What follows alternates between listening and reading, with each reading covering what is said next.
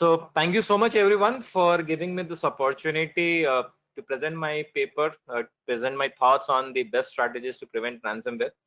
As we all know, ransomware has been something which has been there in the noise for quite some time, and we all would have heard about the recent attack which has happened on a major IT services organization, which has actually impacted not only the organization in itself, but also has impacted its customer.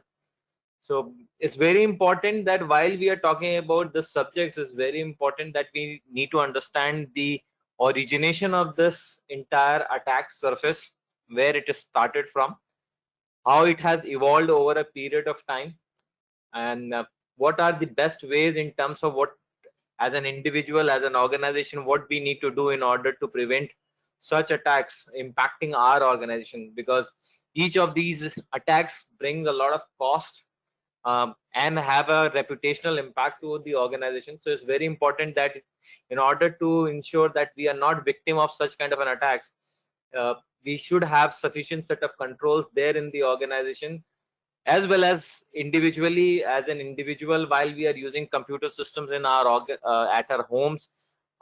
It's important that we ensure that we have these sufficient set of controls in place in order to tackle such scenarios.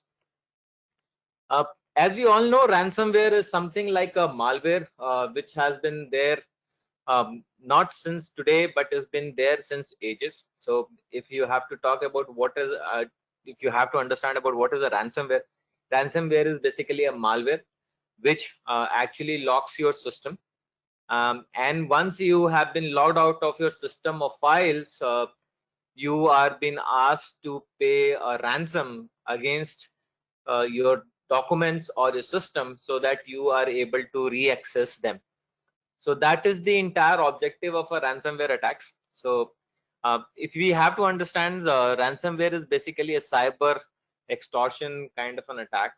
There are generally two kind of attacks which comes under the cyber extortion. One is the ransomware and the other one is the DOS attack. So the ransomware is one of them, which is actually classified under the cyber extortion. So it is very important that as an individual, as an organization, uh, we understand the laws and the incident response plans which have been defined in order to cater through such kind of an attacks. Today, ransomware is not only impacting the corporates, as uh, as well as it is actually impacting the individuals as well. So it could be anybody who could be a victim of that.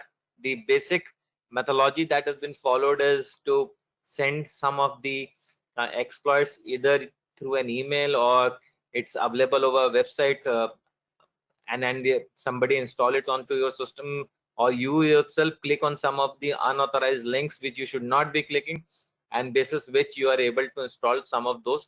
So you have to very categorically understand that which are those websites, and which are actually have the reason why this is critical in today's world is that, as we all know, data is the new oil in the given scenario. Today, everything what you are working upon, you using, have some kind of an associated value to that particular data.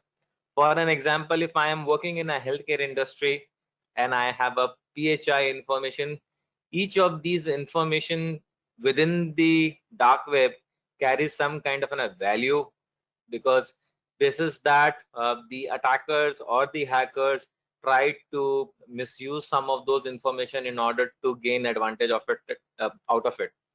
So and similarly, the same is applicable for the banking industry also, or any of the other organization which could be into the software domain, because if in case their source code or their any of the new software that they are working upon, or they are in a progress of actually developing something which is a niche in their domain, which is called as intellectual property rights for that organization. If it goes to their competitors or to anyone who is not required to have access to that information before, even before it has been published, it could bring a lot of competition for that organization, or it can actually leak some of the information, or somebody may actually launch some of the new products similar to the features that are there already, which you are looking forward for launching into the market before even if you think about putting it into the market. So that is the reason why it's very important that as an individual, as an organization, you have to protect your data which you are having on your systems. The important question which always lies against any of the ransomware attacks is that, do you think that your data, you are going to get your data back after paying the ransom? So that's a very important question that lies. And in the subsequent slides, we will look at some of the statistics to understand and see how some of the organizations across the globe have actually used some of have actually used the have actually gone ahead and either paid the amount or not. So that is something which we may have to see. We'll see in the subsequent slides. Uh, Going back to the history on the ransomware attack, the first ransomware attack actually is initiated in the year 1989, and it was known as AIDS. Uh, the attacker basically used a floppy disk in order to spread this virus. The victim were asked to pay using a post office box, which was in Panama, in order to pay for it. And they, for each of the victims who were targeted, they were requested to pay at least $189 for their system of files to get decrypted. So that is where the ransomware has started in from a history standpoint. So I think it's very important as an individual, as a corporate, to understand where it has evolved and where it has started happening. So it's something which is not very new, has been happening since ages. Some of the key ransomware attacks that we would have seen lately are around Reviten, CryptoLocker, WannaCry for that matter, and the latest one has been Maze, which we all would have heard about from the latest from this IT services organization standpoint. Coming to the next slide, which is on the payouts. If you see realistically, since the year 2017 to 2020, you will see a drastic increase in the average ransom which has been demanded. So in 2017, where the request has generally been that you have to deposit close to $600 per attack, it has now increased to almost like $1,900 per ransomware attack.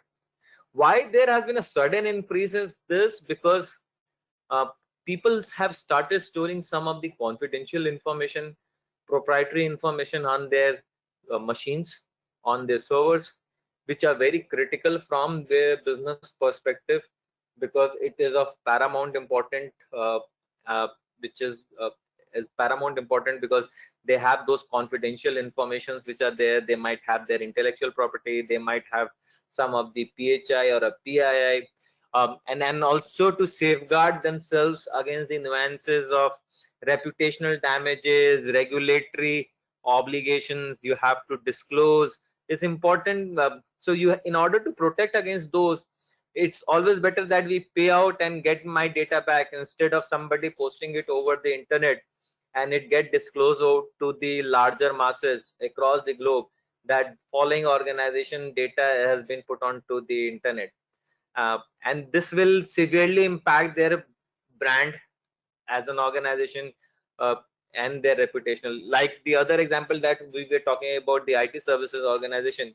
So if you see realistically, after that, the news of this organization getting impacted with Raise ransomware hit the market, there has been a lot of hue and cry on the uh, on a lot of their customers coming back to the organization, or started questioning the entire control framework for the organization. So organization would obviously prefer not to get into a similar kind of a situation where their brand reputational is at stake. And because of this brand, their customers confidence also get a little shaken up, and that may have an impact on the new set of businesses which are coming for the organization. If you see on the right hand side, you'll see that some of the large organizations have actually gone ahead and paid humongous amount of money for on this ransomware attacks which they would have faced. So if you see Jackson Company from Georgia, it has gone ahead and paid almost like $400,000 from a ransomware standpoint, compared to what has been there in Nayana, where you could almost like $1 million. So let's move on to the next slide, where we are going to talk about on the types of ransomware. So predominantly, there are three significant types of ransomware that we have seen over a period of time. One is the crypto ransomware, the other is the locker ransomware, and the third one is the master boot record ransomware.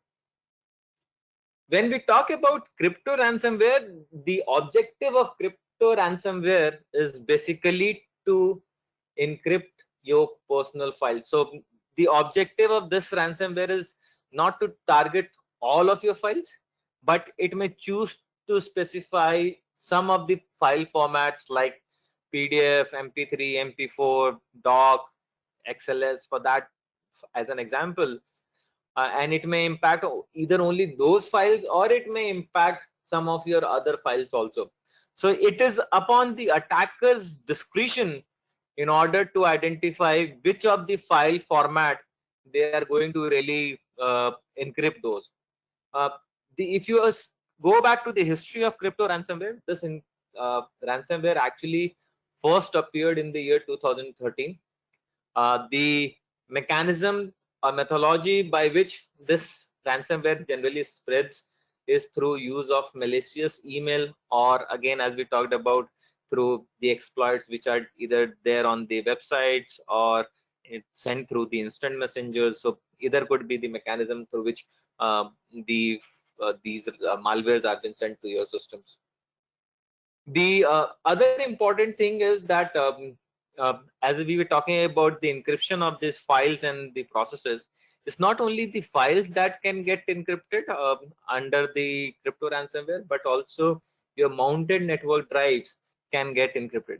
The basic encryption algorithm that is largely been used for in the crypto ransomware is the RSA public key.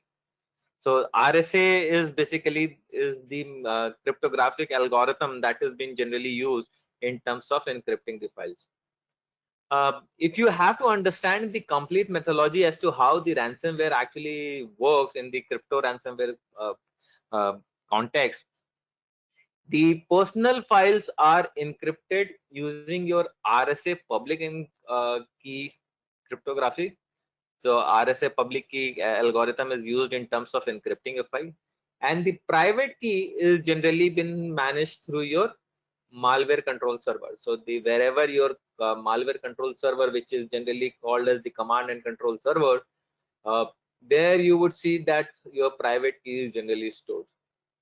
One of the key objective of this crypto ransomware is that uh, these attacks have a specified deadline. So let's say if in case you are a victim of this attack onto your personal files, you will have a timeline specified that within 72 hours or within 30 hours you have to do the payment.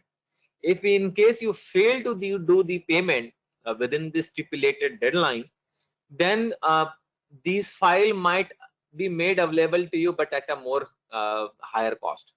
So that is how they generally play. So the hackers generally use the methodology in terms of really encrypting the file. And again, it is up to the organization or the individual discretion. What is the best alternate mechanism do they want to really follow? Either they want to pay for that against the attack, or you want to actually go back, reboot your system, and you already have a backup in place, and basis which you would like to recover the files. The second piece of the ransomware attack, which is very important, is called as the locker ransomware. The objective of locker ransomware is to actually encrypt your entire operating system or application. So unlike what we have seen in the crypto ransomware, where the objective was only to encrypt certain file types, here in the locker ransomware you would see that it is encrypting your entire operating system or application. So let's say if in case you are going to log into your system using your username and password, the moment you enter your username and password, you would see a window pop up which is on the right hand side of this presentation, and you would see that you're not able to further move ahead, and it's asking you to pay the ransom. So that is how generally the methodology how the locker ransomware works.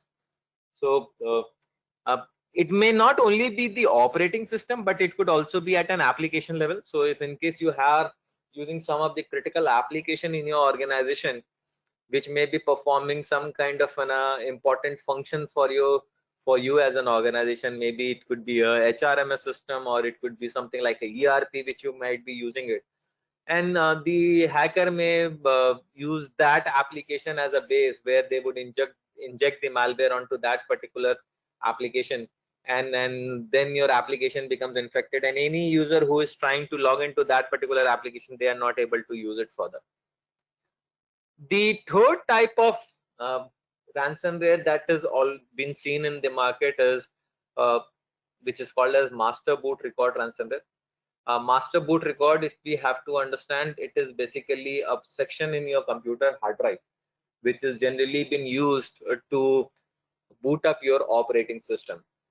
So the attackers have today found a mechanism where they can modify your MBR, and basis that MBR modification, they can actually interrupt your normal boot up process of your operating system. So and even before you start, so largely we would have seen that there has been blue dump, which I understand that many of you would have seen blue dump coming onto your machines.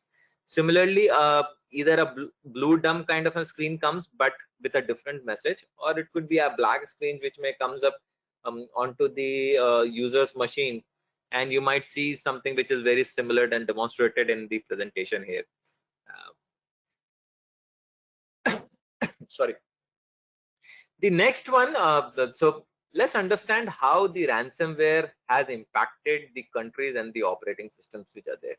So if you see the two comparatives which we have created on the slide, it talks about the set of countries, the top 10 countries who have been the victim of a crypto ransomware, and top 10 countries who have been victim of the locker ransomware. If you see, largely US has been on top of the list for both of them, whereas from a crypto ransomware and locker ransomware, in both of the charts you would see US being listed on the top, is ranked as number 1 under the attack.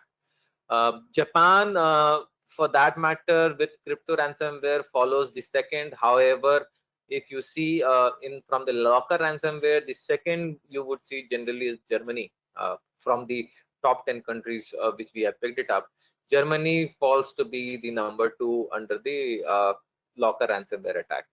Similarly, UK follows as number 3, and even in this list from a locker ransomware, UK follow as now the number on the 3rd position. According to a recorded future report, while the US is accounted for 53% of all the ransomware attacks, which has happened between Q2 and 2018 and Q2 2019, Americans are still being the number 1 victim in the year 2020 also. Followed by Canada and United coming, which is expected to come 2nd and 3rd respectively. The operating systems, so if you have to see, none of the industry verticals today have been are there which who have not got impacted with this ransomware. The local governments, the healthcare, manufacturing, even finance, for that matter. So any of the industrial verticals, if you have to talk about, they all have been impacted. The larger have been obviously the government agencies. So because they carry a lot of critical informations like your PII, for that matter, your financial information, they are involved into running a lot of schemes and programs for the groups and the people across the your country. So they are the larger victims of these, because they have a lot of programs, including a lot of infrastructure related programs that they are running uh, for the citizens across their country. So they are the number one who are impacted, followed by healthcare, because they have a lot of PHI data in the dark web. PHI carries a lot of importance. They have a lot of value there, followed by manufacturing, because of uh, they have a lot of intellectual property rights that we were talking about initially, because they might be involved into creating some of the product and product which may carry a lot of features and functionalities, which which will be very important from the citizen or their particular local geography standpoint. It would be of paramount important for them. So that is where it carries a lot of importance. They are the third one or the fourth one to be the victim of such kind of an. And obviously finance, the banking and financial sector for that matter are all obviously the ones who are getting impacted. The most numbers, if you see the percentage in terms of the operating system where the impact of ransomware has largely been seen, you would see that Windows related systems have been the largest. So if you have to compare the entire of the Windows, if you see the percentage, you would see somewhere around close to 40. So that has been the impact overall from a Windows operating system standpoint. So they are the ones who have been the prime target, and that is because of either we have not been patching the system Windows systems effectively. Either there is a delay in terms of getting the patch released from the OEMs, or number of other factors which we as a process related that we generally see from a Windows standpoint, or the system or the operating system would have got obsolete and we still been using that. So there are a number of reasons which are there associated with Windows system, which has largely been the reason why we have seen them as the largest attack surface. So that is something which we carefully say, if in case we as an organization or as an individual are using some of the Windows system, and we see that we have still using some of the XP and Windows 8 and 7 as the version in our organization. So I think it's high time that we should start looking at upgrading the patches on those systems. Uh, we'll talk more in detail while we'll move to the next slides where we would be talking about the preventive strategy. But I think while we are here on this slide where we are talking about the impact on the operating system, I think I thought it's important that we should talk about the importance of patching. If you see realistically, the Linux and the Android machines are comparatively less impacted with only 1 for percentage for Linux, Android, and the iOS. Mac is so 3% of the Mac OS is actually getting impacted in the overall the profile. So I think where this question of actually that Mac is not vulnerable to attacks, I think slowly and slowly that thought process for individuals have started moving off now, because we have started seeing some kind of an attack uh, happening on the Mac operating systems. The next slide is something which we are going to talk about the evolution of the ransomware. So if in case, as we were discussing, that the first ransomware that we have seen was in 1989, followed by the first version of the CryptoLocker, which emerged in the year 2013. And today, we all know that over a period of time, over these years, the ransomware attacks have evolved. So if I have to talk about the history, and if I have to just do a quick walk down from where we started and where we are, we'll see that the first ransomware which impacted in 1989. After that, there has been a lot. After that, quite for a while, we have not heard anything from a ransomware attack. The after 1989, the next attack which was heard was in 2005. where some modern crypto ransomware, which is an AIDS Trojan attack, which was released in May 2005. Then followed by the spread of Trojan Cryzip, which started in March 2006, followed by 2007, where it's have seen that Locker ransomware have emerged. In 2013, first version of CryptoLocker was emerged. Uh, the target was largely the companies and individual by sending email and phishing attack. Uh, in the year 2017, we heard about this WannaCry, which infected almost like 300,000 machines across the globe, uh, largely been the Windows computer, and it was spread across almost like 150 countries. That has been the devastation that has happened in the year 2017. So if you have to talk about 2017 was actually the year when most of the industry mates, the cybersecurity professionals and the analysts actually started following some of those ransomware attacks on a real-time scenario. Uh, Today, if we have to talk about in the year 2020, we see that almost 3/4 of ransomware attacks has resulted in data being encrypted. So 51% of the organization to have been hit by ransomware last year. So almost like 51% of the organization which are working out, they have largely been seen as been impacted by ransomware last year. So if in case if you see that on those 51% of the organization who was hit by ransomware last year, 26% of the organization actually have gone ahead and paid for that ransom. And out of those 26% of the organization which has paid for that ransom, 94% of the organization got their data back. But still, there were those 6% of the organization who have not received their data. So I think these are important stats which we need to keep into mind while we are actually willing to pay that. So it might or might not. So even if you have thought about paying for that ransomware attack, you still might not get that data. So that is something which you have to be very cautious about.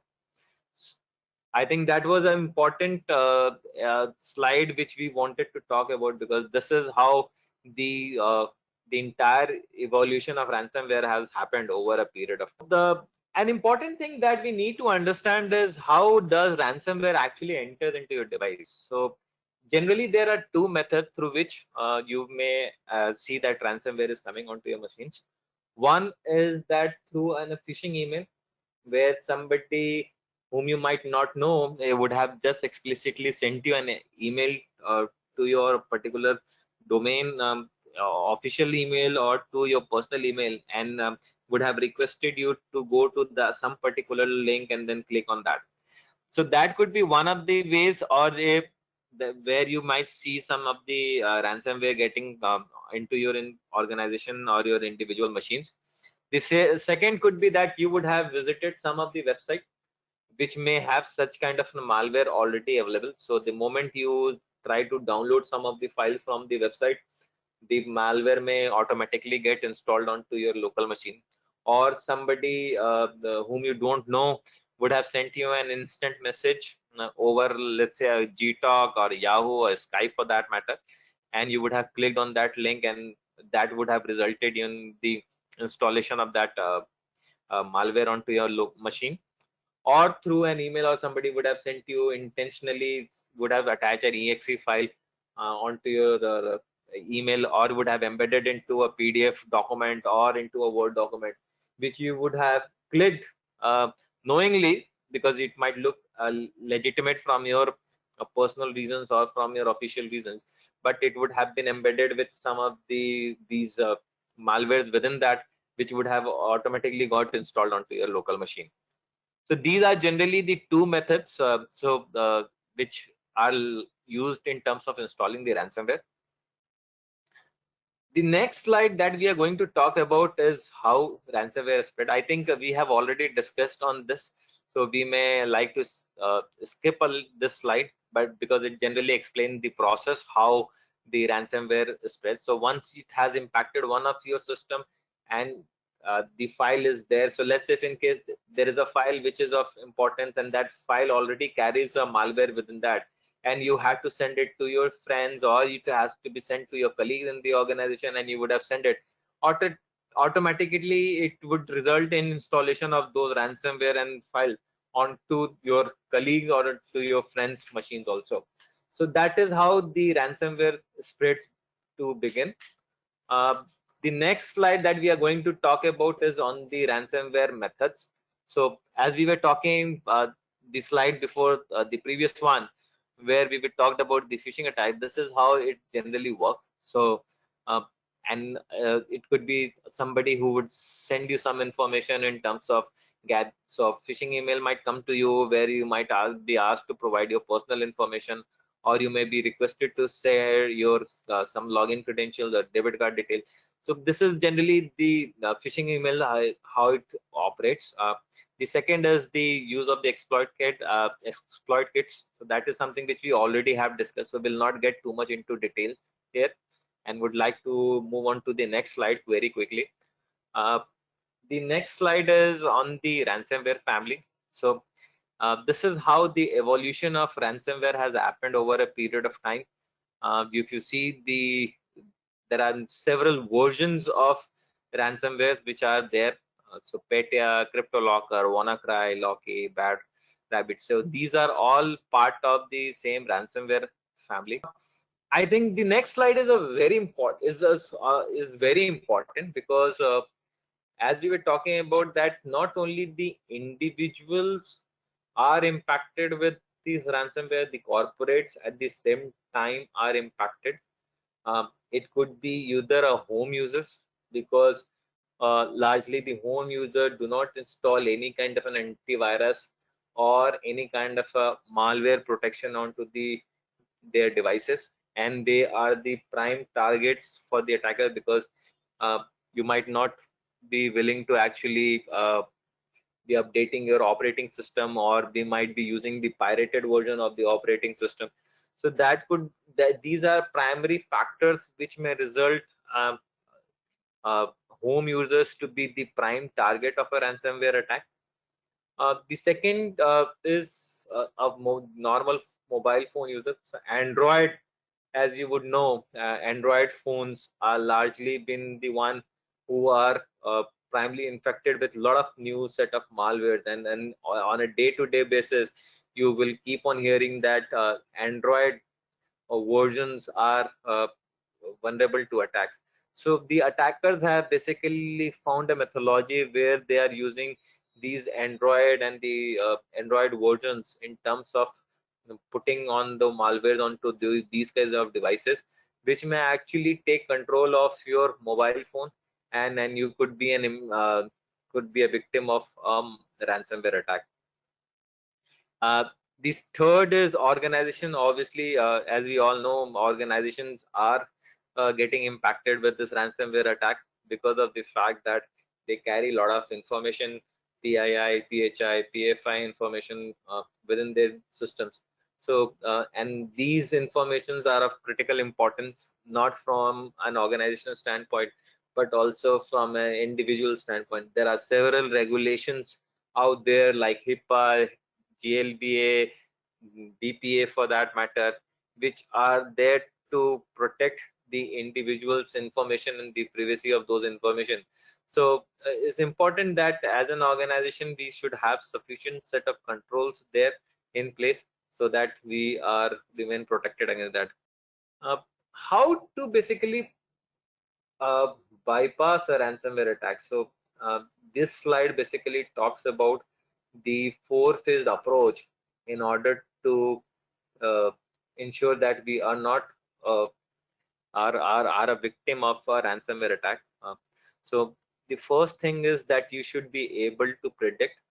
By predict, what we mean is that we should be able to identify the that either I am going to be one of the victim of that ransomware, and to that you have to start monitoring the suspicious behavior on your system. So if in case you see that while you are trying to move your mouse to a file, your mouse is automatically moving on to some other file.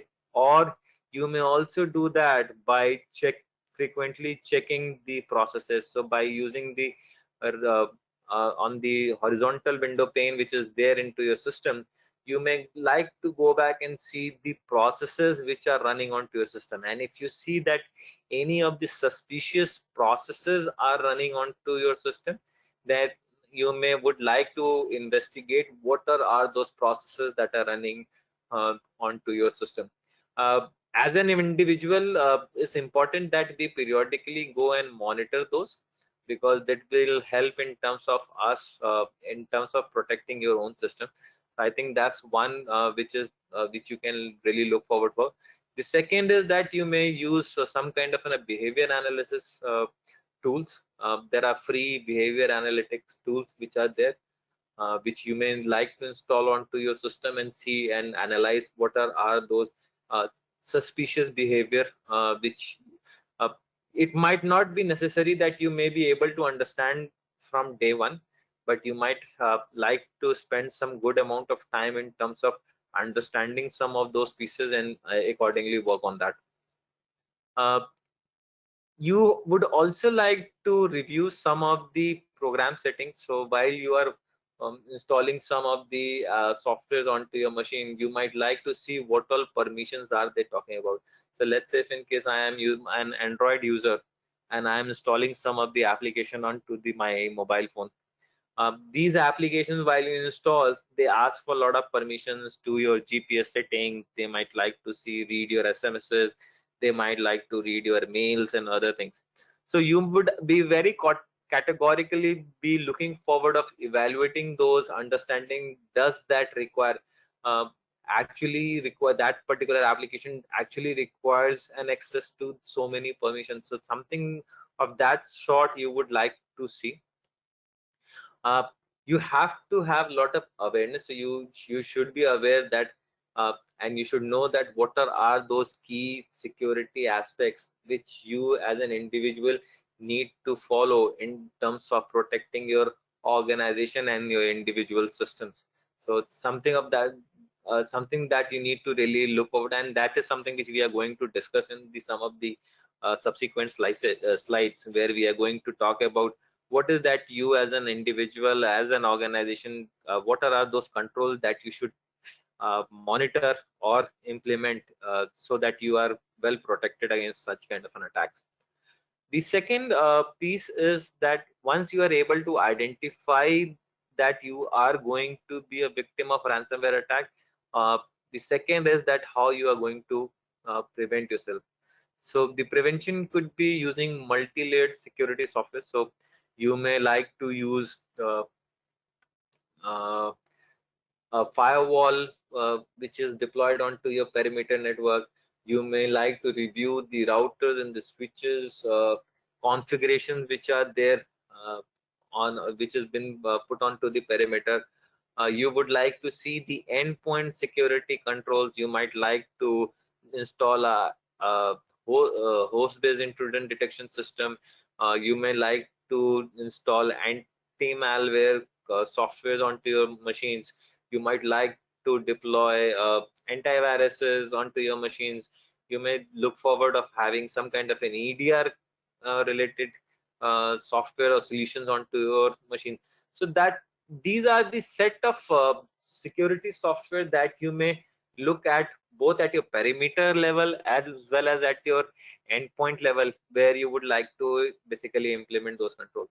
Uh, Today, earlier when we used to talk about almost like 5-7 years back, it was always said that perimeter is the gateway to your organization network. But today that concept has changed. Today perimeter is no longer the entry point for organization network. However, it is the endpoint. So the endpoint today are vulnerable to lot of attacks. So if in case, and with this COVID situation which is there, most of us are working from home in the given scenario. And today, because of working from home, a lot of the organization set of controls which were deployed onto the organization network infrastructure, they might not practically be applicable onto your machines which you are using from home, because it might be a possibility that the website which we used to get restricted from office, you are today able to open that using your official system from home. And in general, most of the cases, yes. uh, and if in case you are opening some of these vulnerable sites which may have some kind of malwares or some, you are surely to be getting impacted.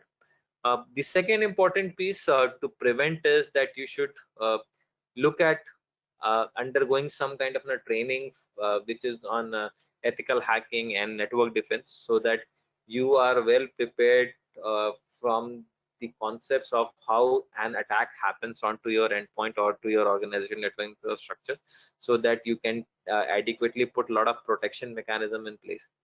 uh, the third piece is that you should ensure that all your critical systems, all critical system which carries important data, which may, if in case you lose as an organization, may have an impact to you, you should ensure that you have adequate backup mechanisms in place, and each of these backups are kept at a offsite location and are tested periodically.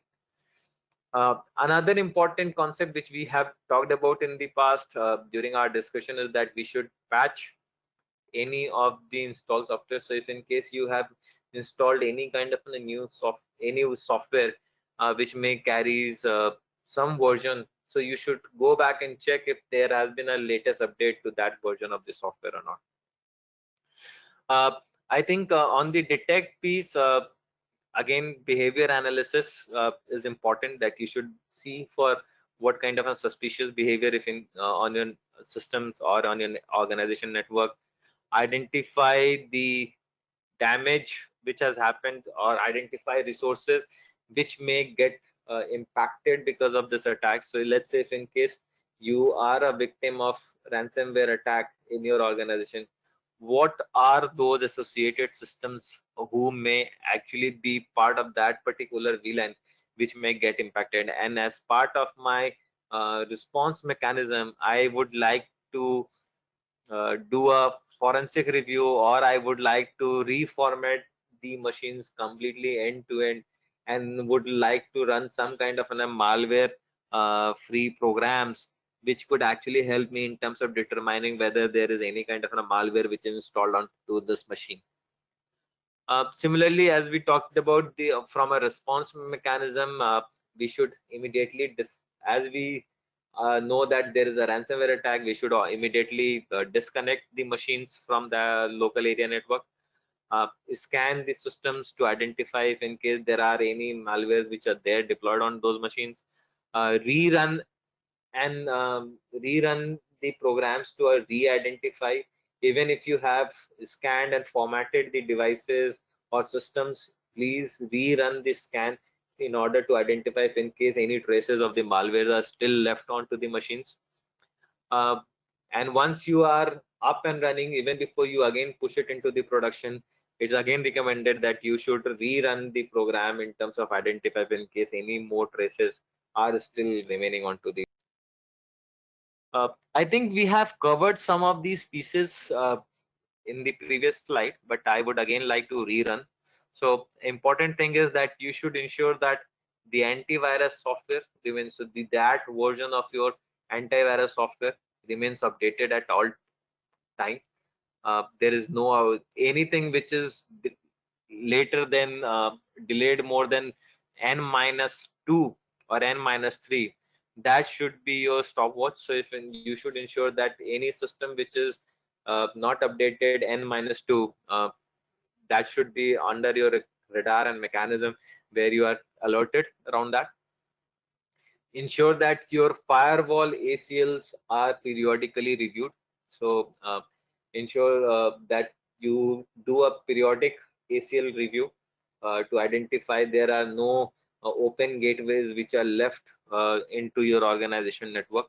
Uh, all softwares you should get updated on a periodic basis.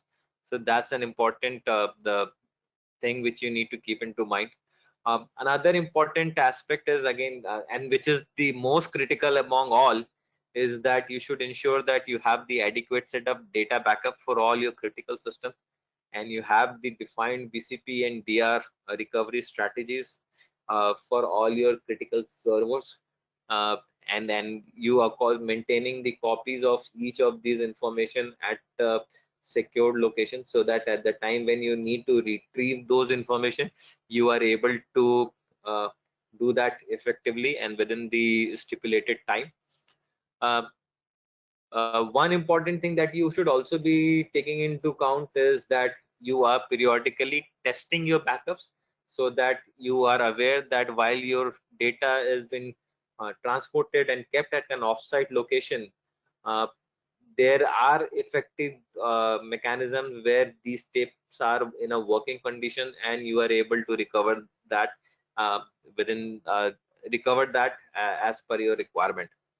Uh, Phishing is one of a very critical aspect for any organization. So a lot of organizations have been victim to phishing attacks. So it's important as part of your user awareness program, or as part of your simulation testing, you ensure that your employees in the organization understand the importance of which email to open and which email not to open. So as part of your learning and development program for the organization, you should ensure that you provide adequate training to your employees, where they are able to understand how to validate the sender's email. So they should look forward to identify how they can do that. Even there is uh, even they should also be able to identify if in case is coming from a legitimate domain. Any email, so you can also use some kind of a whitelisting technology, where you are only allowing certain domains to come into your network uh, as part of your email group. So that is something which you can also do in terms of general preventive measures. uh, the Another important point is that while you are receiving the attachments, please ensure that you are not opening any unwanted emails, and any links which you could see which has been there part of the email is a legitimate link. So we have often seen that while you receive a link onto your email, which may prompt you to take it to some of your legitimate business reason, for some of the legitimate business reason, but it may also happen that while you start scrolling on those links, you may see that this, instead of going to that particular organization from where that email has come, it is taking to some malicious link. So you have to be very careful even before you click on any of such links. One thing which is obviously recommended is that you should disable macros on files. So any file which you are opening or it is coming to you, you are disabling macros on that.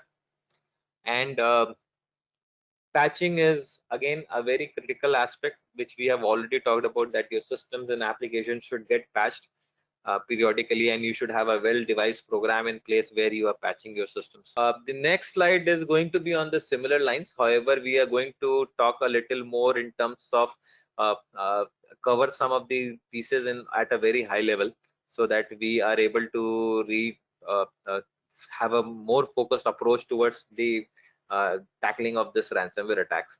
So as we talked about, education and information plays a very critical aspect. So if whichever industry or vertical we are involved into, we should ensure that we have sufficient set of programs running in the organization which could help our employees and the users, or even the third party contractors in the organization, aware about the critical attacks which may have an impact to them. So so that they can understand some of these attacks in a little more in detail, and could wisely take decisions while they are able to see that and view that attacks happening onto their local machines. Uh, for the cybersecurity analysts, it's important that they should undertake some of the cybersecurity related certification or programs, so that they can gain the required set of knowledge in terms of defending themselves against the attacks, and can also ensure that they are able to tackle the ransomware attack on a real time basis. The second, again, important strategy, which is very critical from a ransomware standpoint, is, and then if in case if you have failed to implement this control, I am sure that you are going to face a lot of challenges there, which is again backup.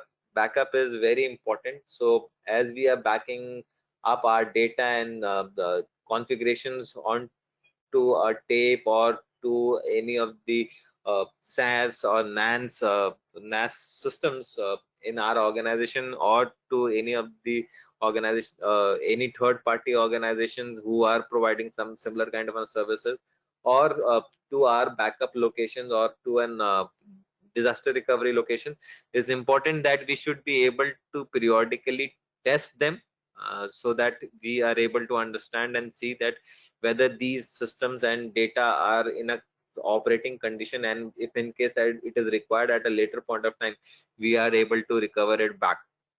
The next is that you have to understand the risk. So understanding the risk which may have an impact to your organization is very critical. So you should ensure that you run a risk assessment program across your organization to identify that to each of the risk, what are your set of threats and vulnerabilities which may have an impact to that particular risk, and how they can be exploited, in order so that you can devise the right set of controls and the mitigation strategies against those risks. Another important aspect that while we are talking about some of these pieces like education, backups, risk assessment, policies plays a very critical role, because that are your that are the actually mandate which helps the organization to drive the control framework in the organization. In the absence of policies, you will not be able to follow to the T of the requirements. So it's important that you devise the policies, have that approved from the senior management, and have it floated across the organization, so the users and the employees and the third-party employees in your organization understand the critical aspects in these policies and able to comply to that.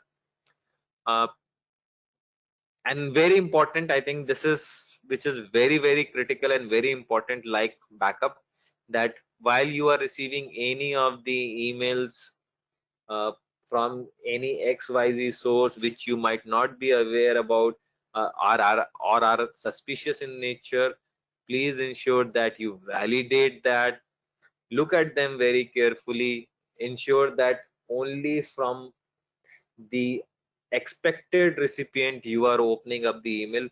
Anything which is coming as part of an executable or a zip file as an attachment into your along with that email, and you are a little suspicious about the sender of that email, please be very cautious in terms of opening it up. Here are some of the tools that you may use in terms of combating the ransomware attack. Paybreaks, Sealed FS, and Redemption. These are basically cryptographic tools. So these are tools basically which are used in terms of combating the ransomware. I am not going to harp on these tools because there are other multi tools which can help you in terms of really combating the ransomware, and it is again your discretion in terms of really looking at some of these pieces and identifying what is the best set of solution. But these are some of our recommendations which you can really use in terms of implementing for the organization. But again, it's upon the organization discretion and decision in terms of the best set of tools that they would like to adopt for their organization.